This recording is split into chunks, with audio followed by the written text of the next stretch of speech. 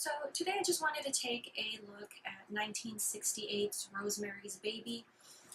This is definitely an interesting film. Obviously, the devil worship element aside, you can definitely say it's a very feminist film to a degree, or very symbolic of how the feminine aspect is viewed, or how people feel it changes once a woman becomes a mother. So Rosemary is obviously just a very carefree, she's a free spirit, long lovely hair, very characteristic and very stereotypical of what one would think of when, they pretty much think of a lovely lady.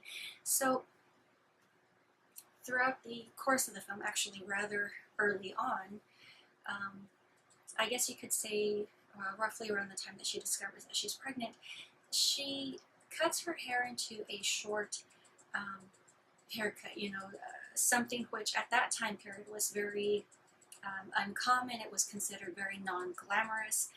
It wasn't a very feminine haircut to begin with. And also just kind of considering her body type, she kind of becomes slightly less feminine, a little bit more masculine, maybe not viewed as being as attractive as far as what the feminine stereotype of what beauty should be.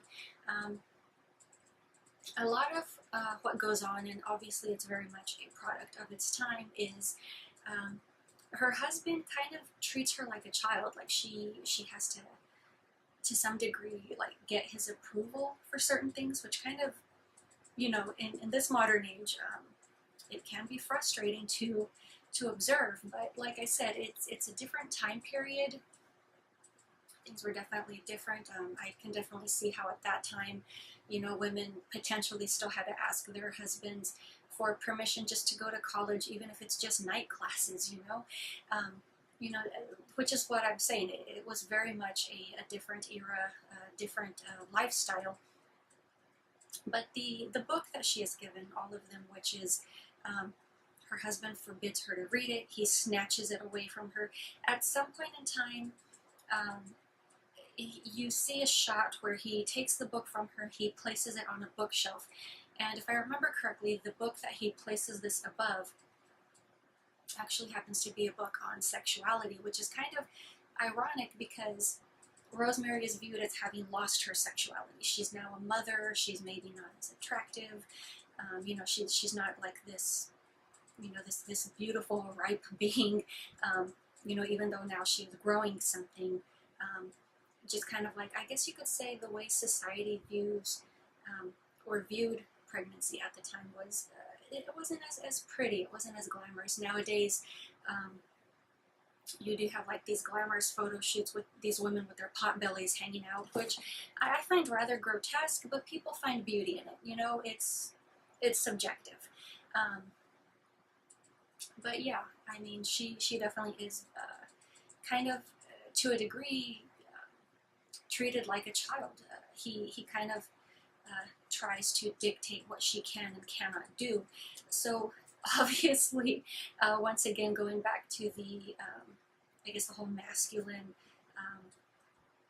overbearingness of the film, he basically makes a bargain because he is an actor, he wants fame, he wants to succeed. So basically he sells his wife for a bargain. So obviously she is to be impregnated by Satan.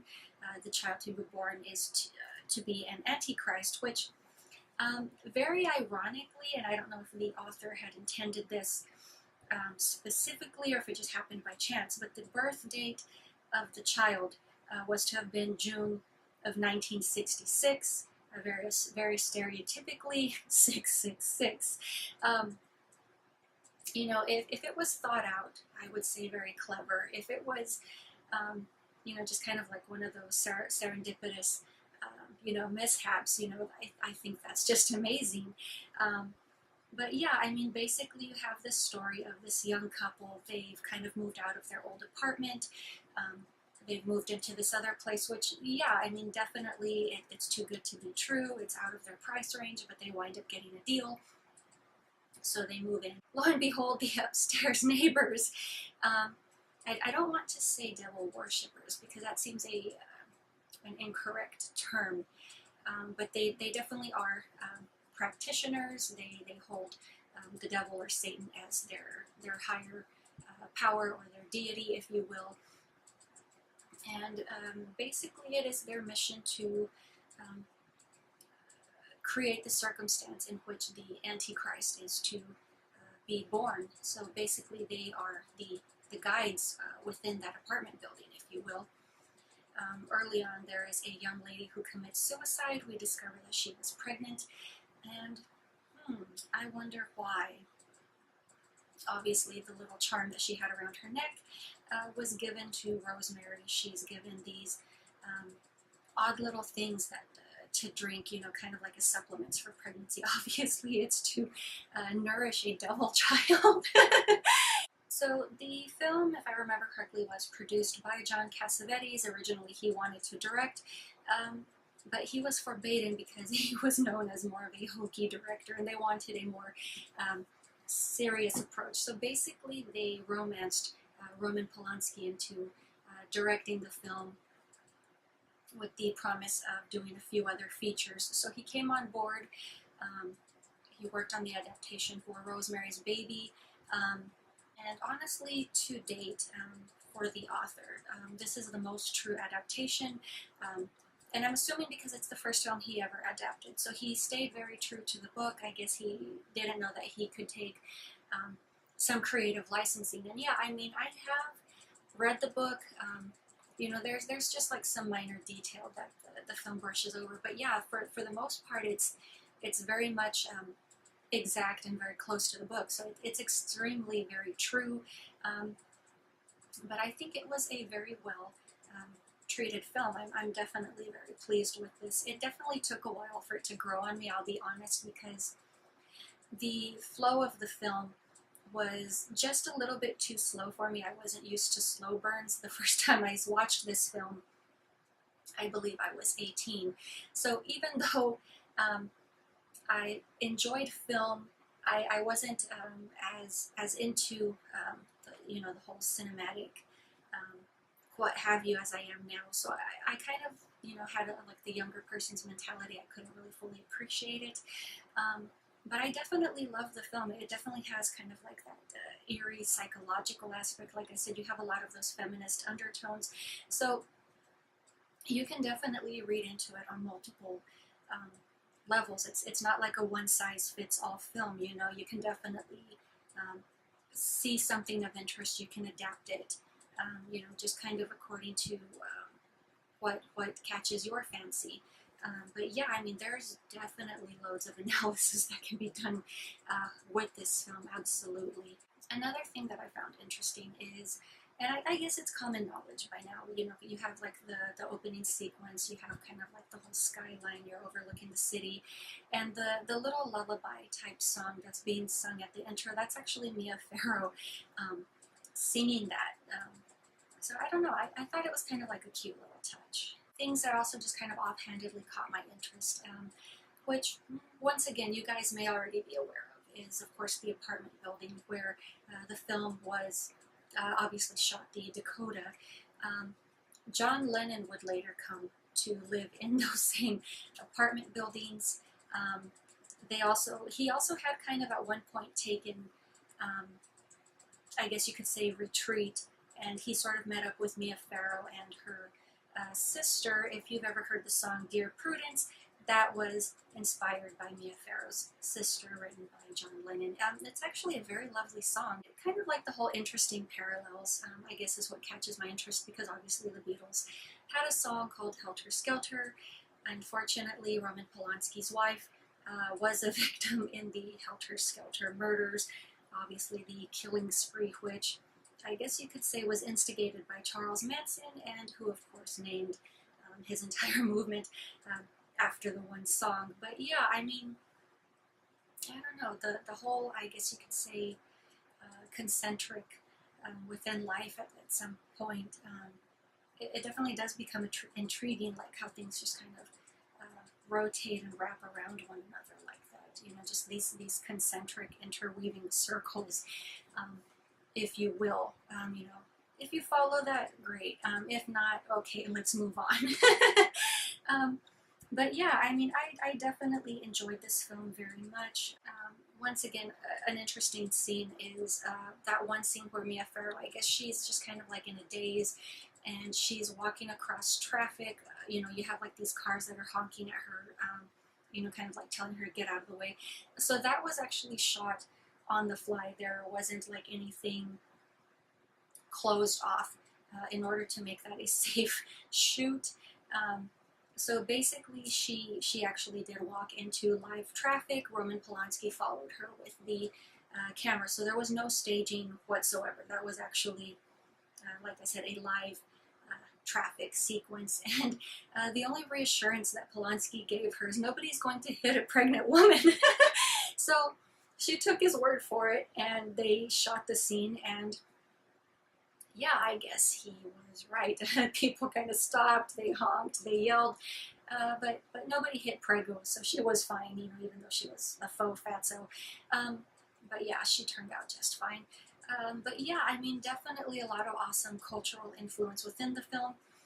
Of course, there's that rumor that has been going on for years that Anton LaVey played the devil. That is not true. How/why that started, I do not know, but no, he, if I remember correctly, at some point in time served as a consultant for the film, but he did not actually play a role. But yeah, I mean, just some super quick, I guess you could say discombobulated thoughts on Rosemary's Baby. I mean, like I said, there's just so much depth and analysis that can go into this film. It's kind of hard to just pinpoint like one specific thing and focus on that. I could definitely make a 20-minute video on just one specific topic relating to Rosemary's Baby. I don't know if anybody wants a more in-depth discussion. I can definitely do that if anyone is interested. You know, but just for the sake of you know, reasonable time frame, I was just doing kind of more of an overview today. So also, just briefly, I wanted to take a look at 1976. Look What Happened to Rosemary's Baby. So this is a TV film intended to have been a sequel, obviously, to Roman Polanski's Rosemary's Baby. And in this film, we have Patty Duke, who is playing the role of Rosemary, which ironically, she had been one of the people that was originally considered for the role before it was granted to Mia Farrow. But we basically kind of follow, or we open with a sequence in which Rosemary is fleeing with her son. She's trying to get him to safety. Obviously, she is dealt with, and the child is whisked away. And he's raised kind of like in a remote area. I don't want to say it's kind of like a saloon, but it's kind of like one of those, I guess you could say, shady places. So he does grow up there. He definitely does grow to be very arrogant, very full of himself. Obviously, he had always been indulged with his every whim and desire, basically. There's also, you know, that whole psychedelic element that was omitted basically from the original film, but you definitely get it a lot more here, where you've got like the face painting, the dancing, all of this crazy trippy stuff going on. But it's kind of hard to not look at certain sequences in which obviously Rosemary's child has his face painted up, he's being all decadent. And my first thought, like upon seeing him, is, you look like a Rocky Horror Picture Show reject. I mean, that was my first initial thought, but I mean, the film is definitely fairly funny, so in that aspect, that one scene. But interestingly enough, because he's not really an all bad kid, but we once again have the ploy of, I guess you could say, breeding the ultimate antichrist, if you will. So he is introduced to a lovely young lady who is to bear his child to be, I guess you could say, the ultra antichrist, since obviously son of Rosemary didn't quite live up to his potential, so they're looking for a replacement, if you will. Eventually, at some point in time, he does catch wind. He even kind of tries to flee himself, and you know, they're just kind of, you know, on his neck about certain things. So ultimately, do they meet their goal? I'm just going to leave that open-ended. The film really is not that great. It's pretty goofy. It's boring at points. Um, I honestly wish it could have been a lot better. I definitely was looking forward to checking this one out, but unfortunately, it isn't a class all by itself. You cannot look at the original motion picture as a basis for comparison. That is grossly unfair in this case. um, but you know, if you go into it with no expectations whatsoever, or if you're just a fan of the TV film genre, then I would say definitely give it a look. It's definitely entertaining in that aspect. But yeah, that's pretty much all I can say about this one, unfortunately. So I also just wanted to take a quick look at the 2014 TV movie, obviously a remake of Rosemary's Baby. This was definitely meant to have been an update, I guess you could say, for the modern age. Rosemary is less passive. She definitely stands up for herself a lot more. She's very much a modern woman. She's very career and goal orientated, which is definitely very respectable, especially in this day and age. She's not, you know, the passive pushover that Mia Farrow's character was. But once again, we're dealing with a different age, a different time frame, so it's quite understandable that the characters would play differently. Um, but yeah, I mean, I enjoyed the film. I know a lot of people weren't too crazy about it, but you know, enjoying it for what it is, I think it's actually still rather entertaining. So I forget the exact reasoning behind this, but obviously Rosemary and her husband um, moved to France for work opportunity. I believe her husband was a college professor. They live in very tight quarters. One day their micro apartment goes ablaze, and they're lucky enough to meet some people who are better off. They offer them a place to stay. Obviously, these would be the, I guess you could say,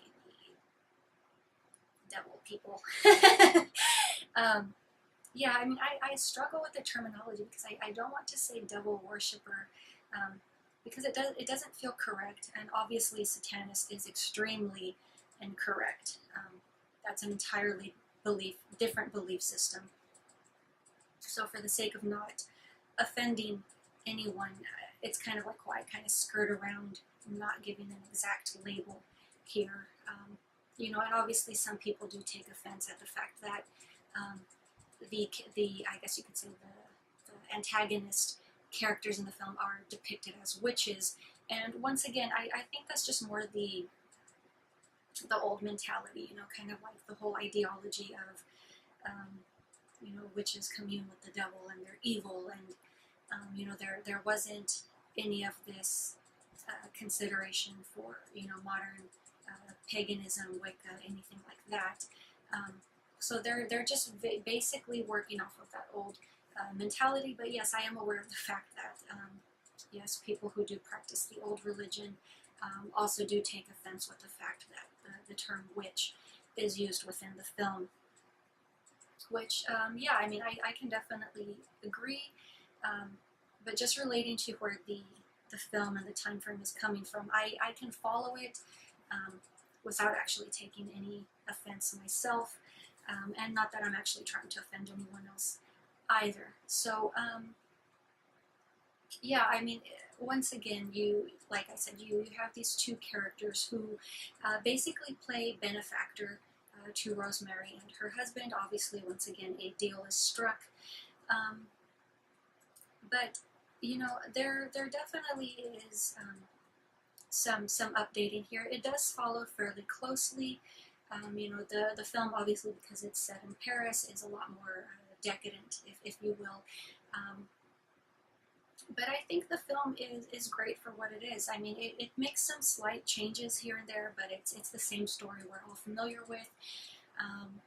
You know, I think Zoe Saldana's character, her portrayal of Rosemary, I think it could have been a little more assertive, because in some points she still kind of does feel a little bit too passive. But yeah, I mean, for the most part, I think it was a very well treated film. Once again, I am aware um, that most people are not crazy about this film, but it is what it is.